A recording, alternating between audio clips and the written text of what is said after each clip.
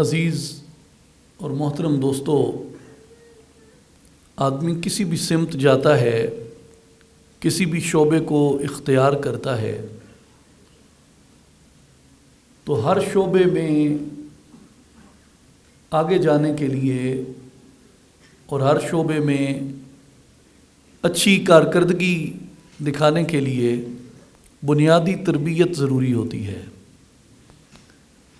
وہ چاہے علم کا شعبہ ہو، عدلیہ ہو، فوج ہو، معاشرت ہو، کوئی بھی چیز ہو، کوئی محنت مزدوری ہے، حتیٰ کہ چھوٹے سے چھوٹا معمولی سے معمولی بھی کوئی کام ہے، بغیر اچھی تربیت کے وہ سر انجام نہیں دیا جا سکتا۔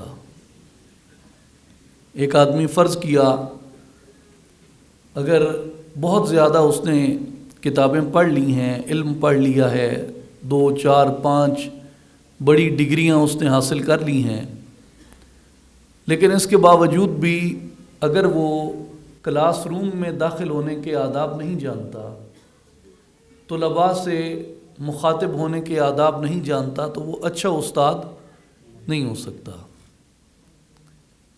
اسی طرح انسان جب اللہ پاک کے راستے میں جاتا ہے، اللہ پاک کے راستے میں جانے کے لیے انسان کو کچھ تربیت چاہیے ہوتی ہے، اور وہ تربیت کیسے ہوتی ہے؟ یعنی اگر آپ فوج میں جاتے ہیں تو فوج کا کام ہے لڑنا، جنگ کرنا، جہاد کرنا، تو آپ کو بنیادی تربیت دی جاتی ہے کہ ہتھیار کیا ہے، لڑائی کیا ہے، میدان کیا ہے، جنگ کیا ہے، فٹنس سکھائی جاتی ہے، مختلف مراحل سے گزارا جاتا ہے، صبر پیدا کیا جاتا ہے، تو وہ جنگ کی طرف جانے کی تیاری ہے۔ جب آپ اللہ پاک کے راستے میں جاتے ہیں تو کس چیز کے لیے آپ تیار ہوتے ہیں؟ تو اسے اولیاء کرام یہ فرماتے ہیں کہ منزل آسان ہو جاتی ہے اگر بندہ اللہ پاک کی صفات میں غور کرے۔ اگر بندہ اللہ پاک کی صفات میں غور کرے تو منزل آسان ہو جاتی ہے۔ مثال کے طور پہ اللہ پاک نے اپنی ایک صفت بیان فرمائی ہے کہ وہ سبحان ہے، اللہ سبحان ہے، اس کو پاکی ہے، اور ایسی پاکی کہ اس پاکی جیسی کوئی اور پاکی نہیں ہو سکتی، اور جس قدر اس کی رحمت وسیع ہے، جس قدر اس کا علم وسیع ہے، جس قدر اس کی قدرت وسیع ہے، اس کو ماپا نہیں جا سکتا، اعداد میں قید نہیں کیا جا سکتا، زمانی حد نہیں لگائی جا سکتی، اسی طرح اس کی پاکی بھی عدد اور زمان سے ماورا ہے، ہر قید سے ماورا ہے، وہ ہر نقص سے پاک ہے، ہر عیب سے پاک ہے، ہر کمزوری سے پاک ہے، اسے اونگ تک نہیں آتی، اسے نیند تک نہیں آتی، وہ ان تمام چیزوں سے پاک ہے، اس لیے وہ سبحان ہے۔ اب یہ ایک صفت سے میں عرض کر رہا ہوں۔ اب جب آپ نے تعلق باللہ کا ارادہ کیا کہ میں اللہ پاک سے اپنا قلبی ایمانی تعلق رکھنا چاہتا ہوں اور اس کا ایسا بندہ بن کے رہنا چاہتا ہوں کہ اس دنیا میں بھی اسے پسند آ جاؤں، کہ وہ مجھے اپنے فضل اور کرم سے نواز دے اور میری آخرت آسان کر دے، آپ نے سبحان سے جب تعلق استوار کیا تو آپ کو کس چیز کی ضرورت لاحق ہوئی؟ پاکی کی۔ کس چیز کی ضرورت لاحق ہوئی؟ پاکی کی، کیونکہ وہ پاک ہے، اس کی بارگاہ پاک ہے، تو وہاں تک رسائی کے لیے کیا چیز چاہیے؟ پاکی چاہیے، پاکیزگی چاہیے۔ آپ نے جب علیم سے تعلق استوار کیا تو علیم تک جانے کے لیے آپ کو کیا چاہیے؟ علم چاہیے۔ تو جس صفت سے بھی آپ اس کی طرف جاتے ہیں، آپ کو اس صفت سے کچھ نہ کچھ حصہ یا فیض چاہیے ہوتا ہے۔ اب یہاں یہ سوال ہے کہ کیا بندہ نقائص سے پاک ہو سکتا ہے، عیبوں سے پاک ہو سکتا ہے؟ تو اس کا جو جواب ہے وہ بہت ہی قابل فہم بھی ہے، اور اس کے اندر غور اور فکر کی ضرورت بھی ہے، فکری طور پہ اور نظری طور پہ۔ یہ ممکن ہے کہ بندہ تمام ایررز سے پاک ہو جائے، فلسافیکلی بھی یہ پاسبل ہے۔ ایون ماڈرن ویسٹرن فلسفی بھی اس بات کو سپورٹ کرتی ہے کہ ایک بندہ تمام ایررز سے فلسافیکلی آئیڈیلی پاک ہو سکتا ہے، لیکن پریکٹیکلی یہ اس کے لیے کیسے ممکن ہے کہ اس کے نقائص ختم ہو جائیں، اس کے عیب ختم ہو جائیں؟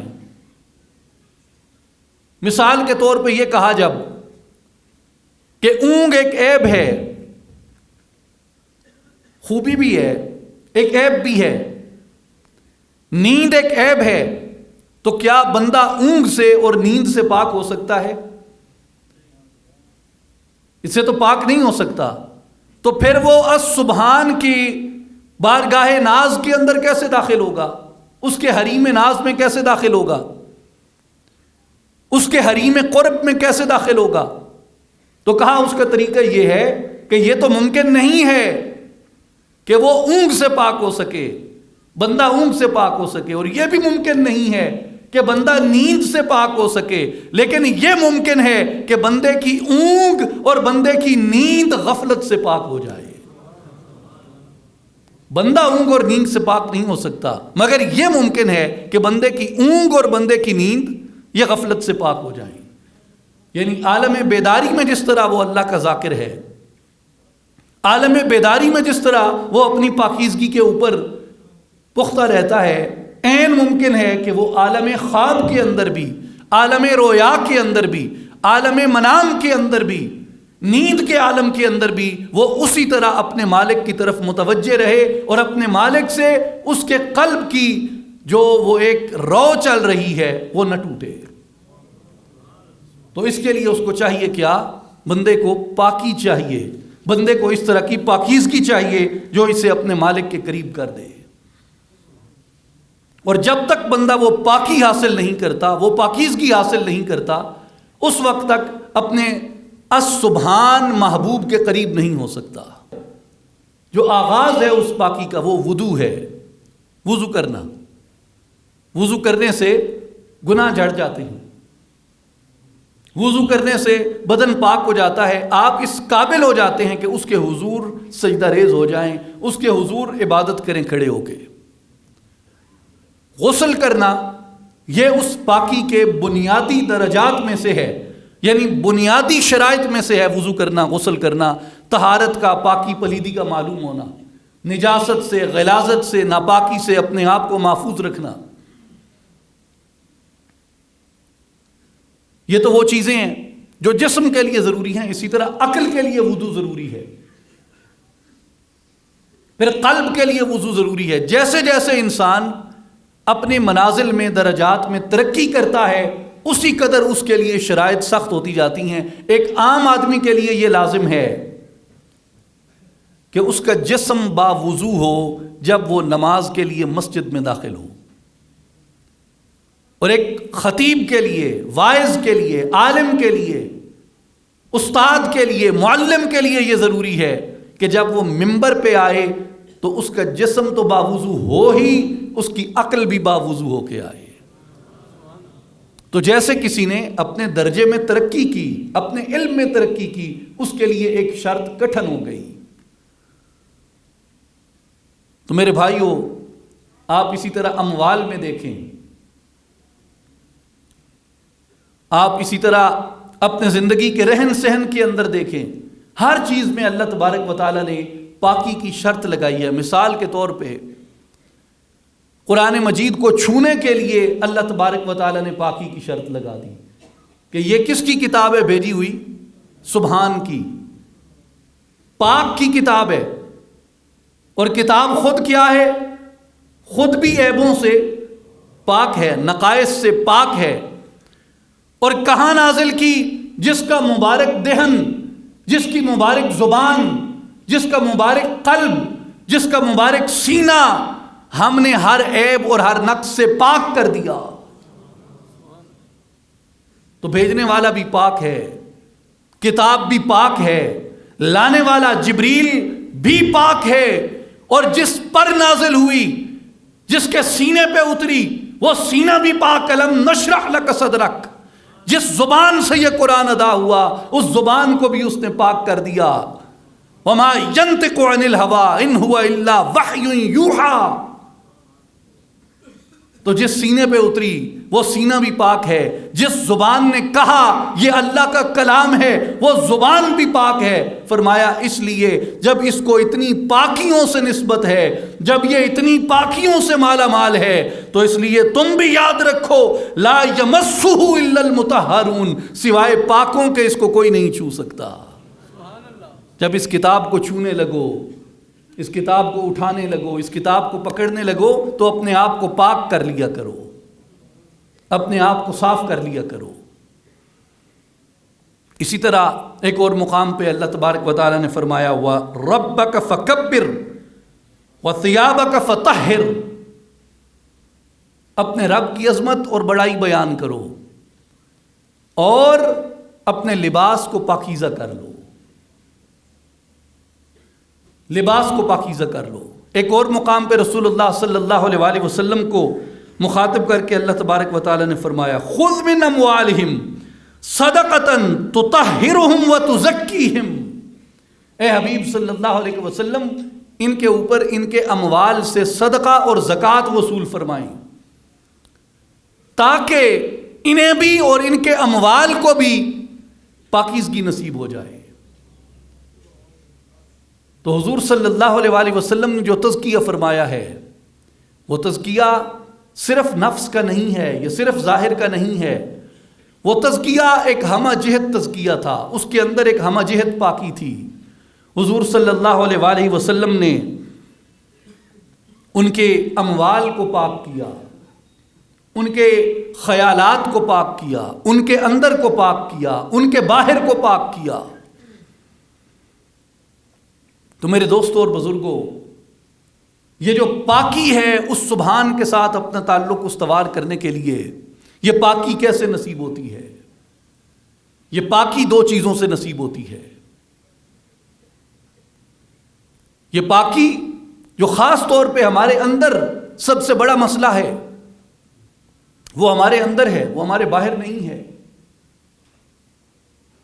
اور وہ مسئلہ جہاں قرآن مجید اختتام کرتا ہے وہ مسئلہ وسوسے کا ہے، جو ہمیں اللہ تبارک و تعالیٰ سے دور کرتا ہے، اس کے بارے میں ہمارے ذہن کے اندر شکوک اور شبہات پیدا کرتا ہے، اور خود ہماری اپنی ذات کے بارے میں ہمارے اندر شکوک و شبہات پیدا کرتا ہے، خود ہمارے اپنے ایمان کے بارے میں ہمارے اندر شکوک اور شبہات پیدا کرتا ہے۔ اب قرآن میں دیکھیں غور سے، قل اعوذ برب الناس مالک الناس الہ الناس من شر الوسواس الخناس، میں خناس کے وسوسوں سے پناہ مانگتا ہوں، الذی یوسوس فی صدور الناس، جو لوگوں کے سینوں کے اندر وہ ڈالتے ہیں، سینوں کے اندر پیدا کرتے ہیں۔ تو وسوسے کا مقام کیا ہے؟ وسوسے کا مقام کیا ہے؟ سینہ۔ اور ایمان کا مقام کیا ہے؟ ایمان کا مقام بھی سینہ ہے، وسوسے کا مقام بھی سینہ ہے۔ تو جب ایمان بھی سینے میں ہے، وسوسہ بھی سینے میں ہے، تو وسوسے کی موجودگی میں ایمان کیسے ٹھہرے گا؟ جب ایک آئے گا تو دوسرے کو رخصت کر دے گا، جب ایک آئے گا تو دوسرے کو رخصت کر دے گا۔ تو میرے بھائی اور بزرگوں، جب وسوسہ آتا ہے تو ایمان رخصت ہو جاتا ہے، جب ایمان آ جاتا ہے تو وسوسہ رخصت ہو جاتا ہے۔ جب ایمان آتا ہے تو وسوسہ رخصت ہو جاتا ہے۔ اس لیے اولیاء کرام یہ فرماتے ہیں کہ اگر تم یہ چاہو کہ تمہارا ایمان مستحکم ہو جائے اور وسوسے کی کوئی الغار، وسوسے کا کوئی حملہ تمہارے ایمان کو تمہارے سینے سے خارج نہ کر سکے، تمہارے ایمان کو تمہارے سینے سے بے دخل نہ کر سکے، تو اس کے لیے کیا اختیار کرو؟ فرمایا اس کے لیے پاکی کی راہ اختیار کرو اور کسی کامل کی تربیت سے اپنے نفس کا تزکیہ حاصل کر لو۔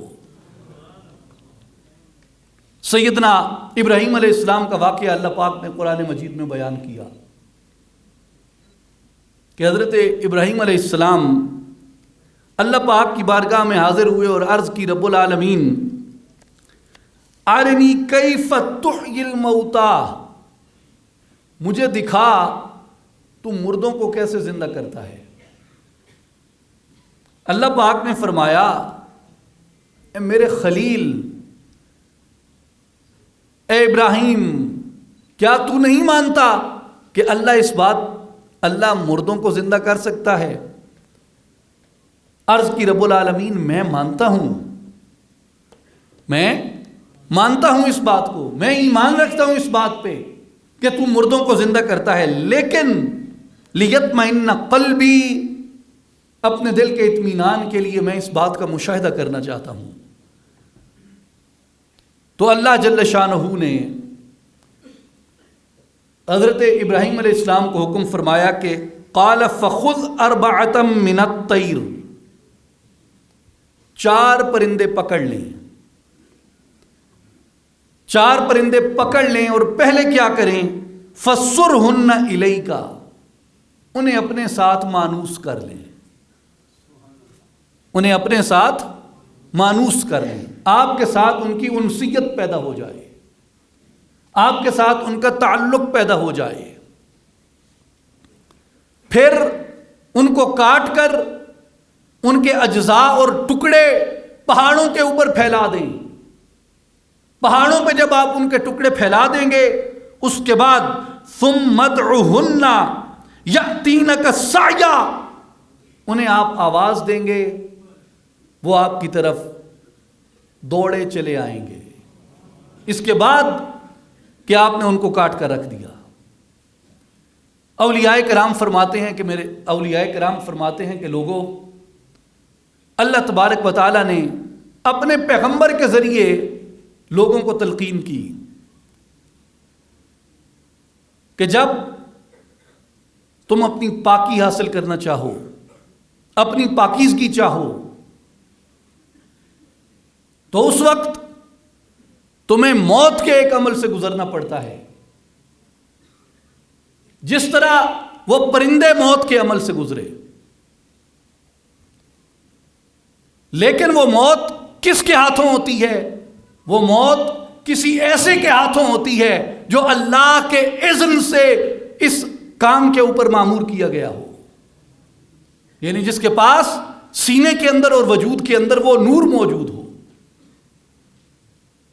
اس کے بعد وہ کیا کرتا ہے؟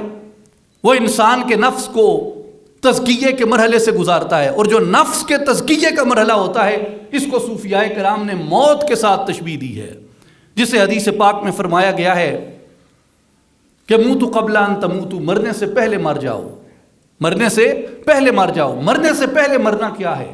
حضرت سلطان باہو رحمۃ اللہ علیہ نے بھی یہی کہا کہ اگر اپنے من کے حجرے میں مولا تلاش کرنا چاہتے ہو، اگر اپنے وجود کے اندر آب حیات تلاش کرنا چاہتے ہو، اگر اپنے من میں شوق کا دیا روشن کرنا چاہتے ہو، اے تن رب سچے دا حجرا وچ پا فقیرہ جاتی ہوں، نہ کر منت خواج خدر دی تیرے اندر آب حیاتی ہوں، شوق دا ڈیوا بال ہنیرے متن لبی یار کھڑاتی ہوں، پر جو مرن تھی اگے مر گئے یا حضرت باہو تینا حق دی رمز پہ چاہتی ہوں۔ اس کے لیے مرنے سے پہلے مرنا پڑتا ہے، اور موت سے پہلے موت کیا ہے میرے بھائیوں؟ ایک شخص ہے، زید ہے، بکر ہے، عمر ہے، خالد ہے، کوئی بھی ہے، وہ بچہ ہے، وہ ایک ایسے گھرانے میں پیدا ہوا، تکبر جس کی صفت تھی، انسانی کمزوریاں ہیں نا، انسانی نقائص ہیں، اس نے تھوڑا سا تکبر وہاں سے لیا۔ اس کے پڑوس میں جو لوگ رہتے تھے وہاں بد نظری تھی، اس نے تھوڑی سی بد نظری وہاں سے لی۔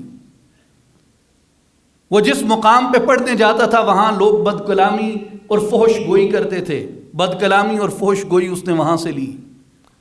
وہ جس دکان سے سودا سلف خریدنے جاتا تھا وہ دکاندار بے ایمان تھا، اس نے تھوڑی سی بے ایمانی وہاں سے لی۔ وہ جس میدان میں کھیل کود کے لیے جاتا تھا، اس میدان میں کھیل کود میں حسد عام تھا ایک دوسرے سے، کھلاڑیوں میں تھوڑا سا حسد اس نے وہاں سے لیا۔ وہ جہاں کہیں سفر کے لیے جاتا تھا، راستے میں اسے کوئی مسافر ملا، کوئی درشت خو ملا، تو اس سے اس نے تھوڑی سی درشتگی لے لی۔ راستے میں اسے کوئی مسافر نرم ملا تو اس سے تھوڑی سی نرمی لے لی۔ کوئی اللہ سے نہ ڈرنے والا ملا تو اس نے خدا سے دوری لے لی۔ کوئی اللہ کا ڈر سنانے والا ملا تو اس نے تھوڑا سا مذہب دین لے لیا۔ اب یہ ساری تشکیل اس بچے کی کہاں پہ ہوئی ہے؟ اسی معاشرے کے اندر ہوئی ہے۔ اس نے معاشرے کی ساری صفات اٹھا کے اپنے وجود کے اندر پیدا کر لی۔ معاشرہ کیا ہے؟ گھر معاشرہ ہے، گلی معاشرہ ہے، محلہ معاشرہ ہے، کھیل کا میدان معاشرہ ہے، سکول معاشرہ ہے، دکان معاشرہ ہے، راستے معاشرہ ہیں، سڑکیں معاشرہ ہیں، راہیں معاشرہ ہیں۔ یہاں سے اس نے سارا کچھ اکٹھا کر کے اپنے اندر لے لیا۔ اب اس کے بعد اسے طلب اور شوق پیدا ہوا کہ اللہ کی طرف بھی جانا چاہیے۔ یہ یقین ہو گیا نا کہ مرنا ہے، مرنا ہے، موت آنی ہے، موت کے بعد قبر میں جانا ہے، قبر کے بعد حساب کتاب ہوگا، حشر میں حساب کتاب ہوگا۔ میرے بھائیوں اور بزرگوں، یہ ساری صفتیں جب اس نے اپنے اندر رکھی ہوئی تھی، اب جائے گا وہ اپنے تزکیے کے لیے، تو جب اس کے اندر سے تکبر کو ختم کیا جائے گا تو کیا یہ آسان ہوگا؟ اس کے اندر سے حسد کو ختم کیا جائے گا، کیا یہ آسان مرحلہ ہوتا ہے؟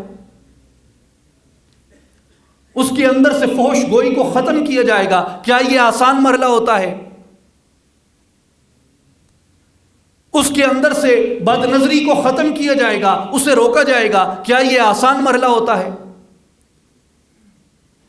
یعنی متکبر سے عاجز ہو جانا، کیا آپ کو نہیں لگتا کہ یہ ایک موت سے گزرنا پڑتا ہے؟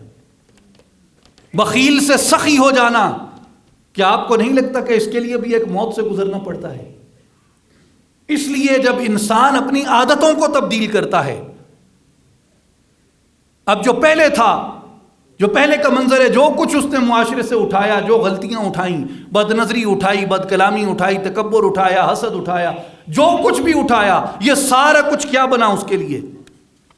یہ سارا کچھ اس کے لیے امارگی تھی، برائی تھی، گناہ تھے۔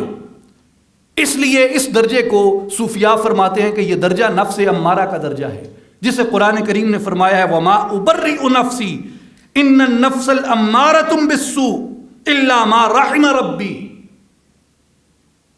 قرآن مجید اس کے لیے یہ فرماتا ہے کہ اور میں نفس کی برات کا دعویٰ نہیں کرتا، بے شک نفس تو برائی کا حکم دینے والا ہے، سوائے اس کے جس پہ اللہ نے رحم کر دیا۔ یہ نفس امارہ ہے۔ جو پہلی موت ہوتی ہے وہ یہ ہوتی ہے کہ انسان برائی کو برائی سمجھنے لگ جائے، برائی کو برائی ماننے لگ جائے، برائی کی تکذیب کرے، برائی پہ ملامت زدہ ہو۔ اس سے وہ داخل ہوتا ہے لوامہ کے اندر، جہاں اس کا نفس ملامت کرتا ہے اس کے گناہوں کے اوپر، اور اس کے لیے قرآن مجید نے ارشاد فرمایا وَلَا أُقْسِمُ بِالنَّفْسِ اللَّوَّامَةِ، اور مجھے قسم ہے گناہوں پر ملامت کرنے والے نفس کی۔ اور اس کے بعد صحبت ابراہیم کے اندر، صحبت شیخ کامل کے اندر، اس کا جو نفس ہے وہ ایک درجہ ترقی پا کے وہ ملہمہ کے اوپر چلا جاتا ہے۔ اور اس کے لیے یہ فرمایا گیا وَالنَّفْسٍ وَمَا سَوَّاهَا فَأَلْهَمَهَا فُجُورَهَا وَتَقْوَاهَا، اس کے لیے اللہ پاک نے فرمایا کہ اور انسانی جان کی قسم اور اسے درستگی دینے والے کی قسم، پھر اس نے اسے بدکاری اور پرہیزگاری کی تمیز سکھا دی۔ یعنی جب برائی اور نیکی کی تمیز پیدا ہو جاتی ہے، وہ برے کو ترک کرتا ہے، نیکی کو اختیار کرتا ہے، یہاں پہ آ کے اس کا نفس ملہمہ بن جاتا ہے۔ پہلے امارہ تھا، پہلی موت بندے نے پائی کہ وہ امارہ سے لوامہ میں آ گیا، پھر دوسری موت بندے نے پائی وہ لوامہ سے ملہمہ میں آ گیا، پھر تیسری موت کیا ہوتی ہے کہ جب وہ ملہمہ سے اللہ تبارک و تعالیٰ اس کو ترقی عطا کرتا ہے اور پھر خوشخبری دیتا ہے یا ایھا النفس المطمئنہ، اے وہ لوگوں جنہوں نے اپنے نفس کو مطمئن کر لیا، ارجعی الی ربک راضیۃ مرضیہ، اپنے رب کی بارگاہ میں لوٹ آؤ، تم نے اسے راضی کر لیا، وہ تم سے راضی ہو گیا۔ اس لیے میرے بھائیوں اور بزرگوں، یاد رکھیں ہمیشہ کہ جو نفس کی طہارت ہے، جو نفس کی پاکیزگی ہے، یہ انسان کے ایمان کے درجات کی ترقی ہوتی ہے، انسان کے اندر کی ترقی ہوتی ہے، اور یہ ایک عارف کے لیے تو لازم ہے ہی، لیکن کیا عوام اس سے بے دخل ہیں؟ کیا عوام کو ایسے نفس کی ضرورت نہیں جو ان کے گناہوں پہ ملامت کرے؟ کیا ایک عام آدمی کو، نوکری پیشہ کو، مزدوری پیشہ کو، تجارت پیشہ کو، زراعت پیشہ کو، کسی بھی شخص کو یہ درکار نہیں ہے کہ وہ اپنے گناہوں پہ ملامت کرے، اپنے عیبوں پہ ملامت کرے؟ اور کیا ہر شخص کو یہ درکار نہیں ہے کہ وہ پرہیزگاری اور بدکاری کے اندر ایک فرق قائم رکھے اور بدی کو ترک کرے، نیکی کو اختیار کرے؟ اور کیا ہم میں سے ہر ایمان والے کے لیے یہ ضروری نہیں ہے کہ وہ اس بات کی آرزو کرے، اس بات کی جستجو کرے کہ میرا مالک مجھے نفس مطمئنہ عطا فرما دے؟ اس کے بعد بھی نفس کے دو درجے ہیں، راضیہ اور مردیہ۔ نفس راضیہ وہ ہے جو اللہ کی رضا پہ راضی ہو گیا، اور نفس مردیہ وہ ہوتا ہے کہ اللہ تبارک و تعالیٰ جس کی رضا کو اپنی رضا بنا لیتا ہے، جس کی رضا کو اپنی رضا بنا لیتا ہے۔ اور یاد رکھیں اطمینان میں اور رضا میں ایک فرق ہے۔ اطمینان خوشی کا مقام ہے، اطمینان خوشی کا مقام ہے، اور مردیہ جو ہے، راضیہ جو ہے، یہ رضا کا مقام ہے، اور جو رضا ہوتی ہے یہ خوشی سے زیادہ اوپر ہوتی ہے۔ ایک شخص نے مجھے خوش کر دیا، یہ ایک وقتی جذبہ ہے۔ ایک شخص نے مجھے خوش کر دیا، یہ ایک وقتی جذبہ ہے، لیکن ایک شخص نے مجھے راضی کر دیا، یہ ایک ہمیشگی کا جذبہ ہے۔ تو اطمینان کے اندر، خوشی کے اندر اور رضا کے اندر فرق ہوتا ہے۔ جو رضا ہوتی ہے وہ دائمی ہوتی ہے، یعنی وہ پھر دوبارہ اس کیفیت سے کبھی نکلتا ہی نہیں ہے، وہ ہر وقت اس کی محبت کی سرشاری کے اندر رہتا ہے، اس کی اطاعت کے اندر سرنگوں رہتا ہے، اور جو اس نے طے کر دیا اس سے من و عن قبول کرتا جاتا ہے۔ اور رضا کا یہ مقام ہوتا ہے کہ میرے مولا، میں نے اپنی رضا تیری رضا پہ چھوڑ دی، اپنی چاہت تیری چاہت پہ چھوڑ دی، جو تو نے اپنی تقدیر میں میرے لیے فیصلہ کیا میں اس پہ راضی ہوں۔ اور جو بندے کے ساتھ واقعہ پیش آتا ہے، بندہ یہ گمان کرتا ہے میں تو چاہتا بھی یہی تھا جو میرے مولا کی طرف سے مجھے ملا، یہ خوشی سے آگے نکل گیا۔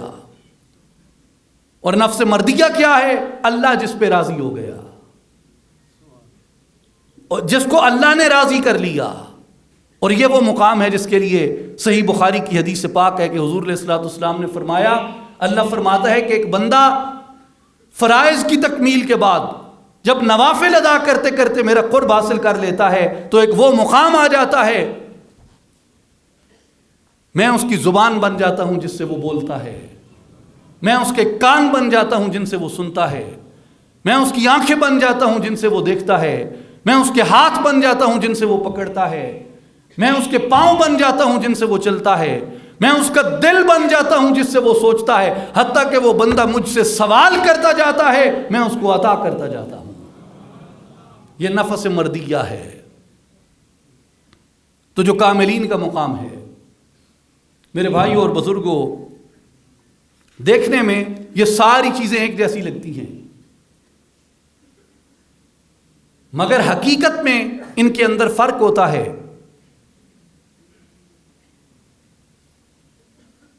آپ اگر غور کریں، جسے شراب کہتے ہیں، جو نفس امارہ ہے وہ بھی شراب پیتا ہے، اور جو نفس مردیہ ہے وہ بھی شراب پیتا ہے۔ دونوں مے خوار ہیں، دونوں مے خوار ہیں، لیکن جو نفس امارہ ہوتا ہے وہ نجس شراب پیتا ہے، وہ نجس شراب پیتا ہے، اور جو نفس مردیہ ہوتا ہے وہ نجف کی شراب پیتا ہے۔ جو نفس امارہ ہوتا ہے وہ ناپاک شراب پیتا ہے، جو لوہے میں، لکڑی میں، مٹی میں یا چینی میں یا کسی اور دھات میں ڈال کے اس کو دی جاتی ہے وہ شراب پیتا ہے، اور جو نفس مردیہ ہوتا ہے وہ شراب پیتا ہے جو آنکھوں سے نور کے ذریعے سینوں میں منتقل کی جاتی ہے۔ ہیں دونوں شرابیں۔ اس لیے کہا کہ جو کاملین کی شراب ہے وہ ہے کہ طیبہ سے منگائی جاتی ہے، سینوں میں چھپائی جاتی ہے، توحید کی مے ساغر سے نہیں نظروں سے پلائی جاتی ہے۔ مولانا رومی نے ایک حکایت لکھی ہے، وہ فرماتے ہیں کہ ایک شاعر تھا، اس نے قصیدہ لکھا بادشاہ کا، اور بادشاہ کا قصیدہ لکھا اور بادشاہ کے پاس لے گیا۔ اس نے قصیدہ پڑھا بادشاہ کا تو بادشاہ بڑا خوش ہوا۔ بادشاہ نے کہا کہ اس شخص کو 1000 اشرفیاں انعام میں دے دو۔ تو اسے بادشاہ کا جو وزیر تھا اس کا نام حسن تھا، اس نے کہا کہ بادشاہ سلامت، اس نے اتنا اچھا قصیدہ لکھا ہے کہ اسے 1000 اشرفیوں کی بجائے 10,000 اشرفیاں دے دی جائیں۔ انہوں نے اس کو 10,000 اشرفیاں دے دیں۔ بڑا خوش ہوا، چلا گیا اور نگر نگر گھومتا رہا، مدت دراز گزر گئی۔ پھر ایک دن وہ اس بادشاہ کی بادشاہی سے گزرا، پھر اس نے چیزوں کو دیکھا تو اس کا دل کیا کہ پھر بادشاہ کے لیے لکھے، تو اس نے پھر بادشاہ کا ایک قصیدہ لکھا۔ اب کچھ مدت گزر چکی تھی، پہلا وزیر مر گیا تھا، اس کا نام حسن تھا، اور اب جو دوسرا وزیر بنا تھا اس کا نام بھی حسن تھا۔ تو وہ بادشاہ کے دربار میں گیا، دربار میں جا کے اس نے قصیدہ سنایا، بادشاہ نے بڑا پسند کیا۔ تو بادشاہ نے خوش ہو کے کہا کہ میرے خزانے سے 1000 درہم اس شاعر کو دوبارہ دے دیے جائیں۔ تو جو وزیر کھڑا تھا، وزیر نے کہا بادشاہ سلامت، خزانے پہ اتنا بوجھ ڈالنے کی ضرورت نہیں ہے، یہ عام سے شعراء اسی طرح گھومتے پھرتے رہتے ہیں، آپ اس کو مجھ پہ چھوڑ دیں، میں راضی کر لوں گا اس کو۔ بادشاہ نے کہا ٹھیک ہے۔ اس نے باہر نکل کے شاعر کو کہا کہ تمہاری میری اجازت کے بغیر آنے کی ہمت کیسے ہوئی، میں تو تمہارا سر قلم کر دوں گا۔ اس نے جان بخشی کی، گزارش کی، اور وزیر نے جاتے ہوئے اسے کہا کہ بادشاہ کی طرف سے یہ رحم ہی سمجھو کہ میں نے تمہیں چھوڑ دیا ہے، اور یہ 25 درہم تمہارے لیے ہیں، یہ لو اور یہاں سے رفو چکر ہو جاؤ، اور دوبارہ قصیدہ لے کے نہ آنا، اگر آؤ گے تو اس سے زیادہ قیمت نہیں پاؤ گے۔ اب وہ جب باہر نکلا تو مولانا رومی کہتے ہیں اس بندے نے دعا کی، اللہ تعالیٰ سے گفتگو کی، مکالمہ کیا، کہتا ہے مولا دونوں حسن تھے، دونوں حسن تھے، دونوں وزیر تھے، ایک نے میرا اجر بڑھا دیا، ایک نے میرا اجر گھٹا دیا، نام دونوں کا ایک ہی ہے، عہدہ دونوں کا ایک ہی ہے، منصب دونوں کا ایک ہی ہے۔ تو مولانا فرماتے ہیں کہ جو پہلا تھا وہ سخی تھا، جو دوسرا تھا وہ بخیل تھا۔ تو فرماتے ہیں کہ جب بندہ کسی سخی کے لڑ لگ جاتا ہے، بندے کا بادشاہ کی طرف سے خزانہ 1000 درہم مقرر ہو تو بھی اسے 25,000 درہم مل جاتا ہے، لیکن اگر بندہ سخیوں سے محروم ہو جائے، کسی کامل سے محروم ہو جائے، تو قصیدہ اتنا ہی خوبصورت کیوں نہ ہو، اس کا اجر گھٹ کے 1000 سے کم ہو کے صرف 25 درہم کے اوپر رہ جاتا ہے۔ تو بعض دفعہ بندے کا نصیب وہ جس سے وابستہ ہوتا ہے اس کے ساتھ وابستہ ہوتا ہے کہ عطا کرنے والا کون تھا، دینے والے کو اللہ نے کتنی وسعت عطا کی تھی، دینے والے کو اللہ تبارک و تعالیٰ نے کتنا ظرف عطا کیا تھا، دینے والے کو اللہ تبارک و تعالیٰ نے کتنا بڑا برتن دیا تھا، کتنی بڑی نظر دی تھی۔ اس لیے اولیاء اللہ فرماتے ہیں کہ لوگوں اپنے آپ کو کسی ابراہیم کے ساتھ مانوس کر لو، اپنے آپ کو، اپنے نفس کے پرندے کو کسی ابراہیم سے مانوس کر دو، اگر وہ تمہیں کاٹ کر بھی ڈال رکھے گا تو بھی اللہ تبارک و تعالیٰ کی قدرت سے وہ تم مردہ ہوگے، اپنی انگلی کے اشارے سے تمہارے مردہ قلب کو زندہ کر دے گا۔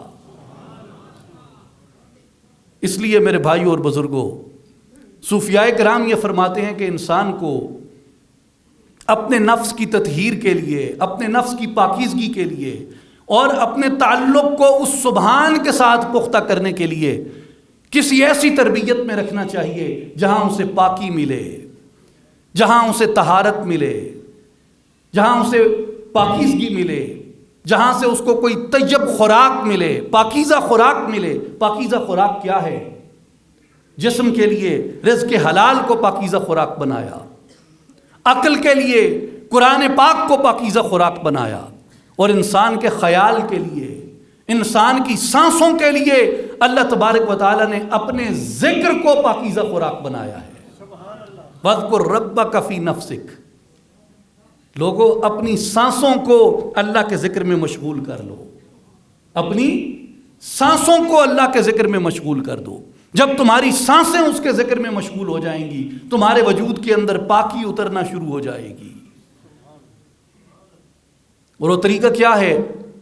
طریقہ اس کا یہ ہے کہ وَاذْكُرْ رَبَّكَ فِي نَفْسِكَ، اپنی سانسوں میں اللہ کا ذکر کرو۔ کیسے؟ تضرعاً وخیفہ، گڑ گڑا کے، عاجزی سے، آہوزاری کرتے ہوئے اور خفیہ طریقے سے، دون الجہر من القول، بغیر آواز پیدا کیے، بغیر جہر پیدا کیے۔ تو وہ کیسے ہوگا؟ 4 چیزیں آ گئیں۔ رب کے نام کا ذکر کرنا ہے، سانسوں میں کرنا ہے، سانسوں میں رب کے نام کا ذکر کرنا ہے، عاجزی خفیہ طریقے سے کرنا ہے، اور آواز نکالے بغیر کرنا ہے۔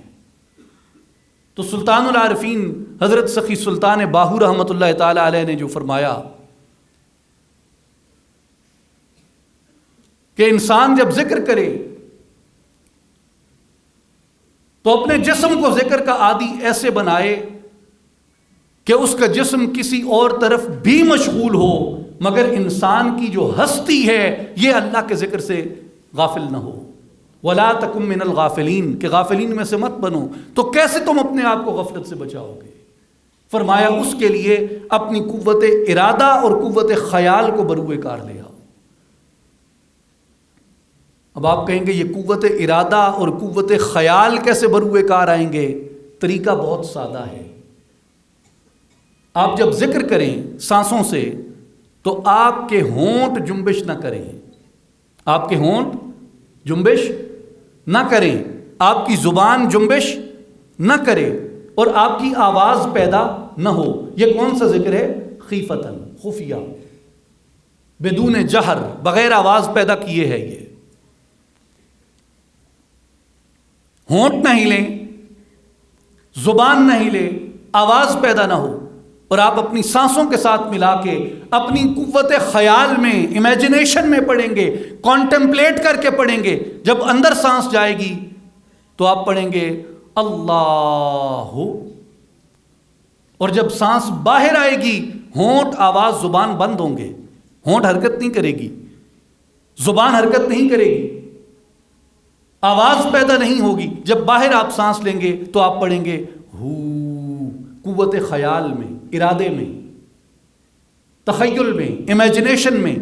اندر سانس لیا تو اللہ ہو، باہر سانس لی تو ہو، اللہ ہو،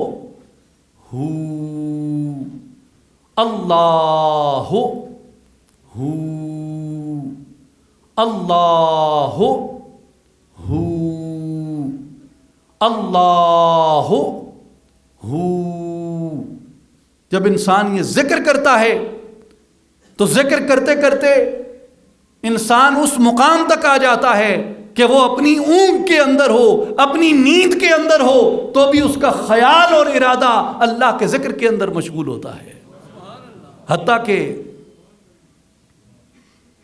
میں عام طور پہ اپنی گفتگو میں، اور خاص طور پہ جو عوام میں ہوتی ہے جس میں ہر طبقہ فکر کے لوگ ہوتے ہیں، میں بہت اسپیسیفک واقعات نہیں سناتا جو سلسلہ عالیہ سے وابستہ ہوں، لیکن کئی فقراء ایسے گزرے، کئی درویش ایسے گزرے اس دھرتی سے. اس کے لیے یہ بات اجنبی نہیں ہے جدھر میں چکوال کی سرزمین پہ یہ بات کر رہا ہوں. اس کا گرد و نواح عارفین کی، اولیاء کی خوشبوؤں سے بھرا ہوا ہے. ایسے سینکڑوں فقراء گزرے کہ وہ مر جاتے، پھر بھی ان کا جو دل ہے وہ جنبش کرتا رہتا. کئی ایسے ساتھی ہیں، درویش ہیں، جنہوں نے ساری زندگی یہ ذکر کیا اپنی سانسوں کا. آپریشن تھیٹر میں گئے، ڈاکٹر نے انیسٹھیزیا دیا. اب جب انیسٹھیزیا ملتا ہے تو انسان اس کے بعد جو گفتگو کرتا ہے اس کے لیے میڈیکل ایتھکس کو بہت سٹرکٹلی فالو کیا جاتا ہے کہ وہ گفتگو امانت ہوتی ہے ڈاکٹر کے پاس، اور اگر وہ اس کو باہر لا کے بیان کرتا ہے تو خیانت کا مرتکب ہوتا ہے، کیونکہ وہ مریض کی ایک ذاتی چیز ہے جس نے اپنے حواس سے باہر جا کے کہی. تو ایسا ذاکر جو ہر وقت اپنی سانسوں کو اللہ کی یاد میں، اللہ کے ذکر میں لگائے رکھتا ہے، جب انہیں انیسٹھیزیا دیا جاتا ہے تو کئی ڈاکٹروں نے ایک جگہ پہ نہیں، دو نہیں، چار نہیں، سینکڑوں ایسے واقعات دیکھے ہیں فقراء کے کہ ڈاکٹر کہتے ہیں یہ اللہ کا بندہ کون ہے. جب ہم نے انیسٹھیزیا دیا، یہ بے ہوشی کے عالم میں تھا، تو یہ صرف ایک ہی ذکر کر رہا تھا، اللہ ہو، اللہ ہو. لوگ جب سونے لگتے ہیں تو غیر ارادی طور پہ وہ اس ذکر کی طرف مائل ہوتے ہیں. میرے بھائیو تصور کریں، اگر یہ ذکر عادت بن جائے، اگر یہ ذکر عادت بن جائے، ہماری ہیبٹ بن جائے، ہماری ہستی کا، ہمارے ہونے کا ایک حصہ بن جائے، تو جس نے ساری زندگی اس ذکر کی حفاظت کی ہے، جب وہ اس دنیا سے جانے لگے گا اس کی آخری سانس بھی اللہ کی یاد کے اندر نکلے گی. اس لیے حضرت سخی سلطان باہو رحمت اللہ تعالی علیہ، آپ نے اس ذکر پاک کو جو اللہ پاک کے اسم ذات کا ذکر کیا جاتا ہے، اسے آپ نے چمبے کی بوٹی فرمایا ہے. یہ وہ چمبے کی بوٹی ہے. الف اللہ چمبے دی بوٹی میرے من وچ مرشد لائی ہوں. یہ اللہ کا نام وہ چمبے کی بوٹی ہے. اللہ کا نام وہ چمبے کی بوٹی ہے. مرشد من میرے وچ لائی ہوں، نفی اسبات دا پانی ملیا، ہر رگے ہر جائی ہوں، اندر بوٹی مشک مچایا جاں پھلن تے آئی ہوں، جیوے مرشد کامل یا حضرت باہو جیں بوٹی لائی ہوں. وہ بوٹی کیا ہے؟ وہ اس میں اللہ کی خوشبو ہے.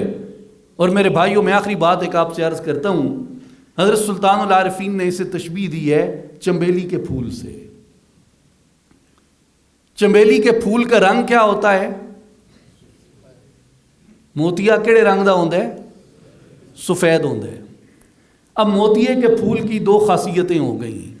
ایک یہ کہ وہ اس کا رنگ سفید ہوتا ہے، دوسری خاصیت یہ کہ اس میں خوشبو ہوتی ہے۔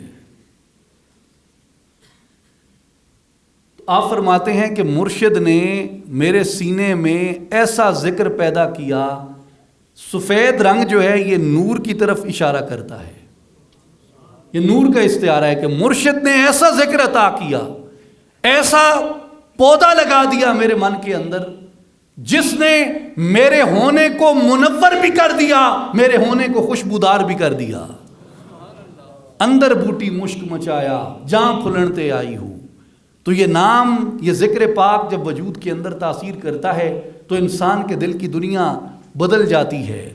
جو نفس ہے وہ اپنی امارگی سے، ناپاکی سے، برائی سے وہ ملامت کی طرف آ جاتا ہے، ملامت سے پاکیزگی اختیار کرنے کی طرف آ جاتا ہے، پاکیزگی اختیار کرنے سے اطمینان کی طرف آ جاتا ہے۔ الا بذکر اللہ تطمئن القلوب، اللہ کے ذکر سے دلوں کو اطمینان ملتا ہے، وہ اطمینان میں آ جاتا ہے۔ جب اطمینان میں آ جاتا ہے تو اپنی چاہت اللہ کی چاہت کے سپرد کر دیتا ہے۔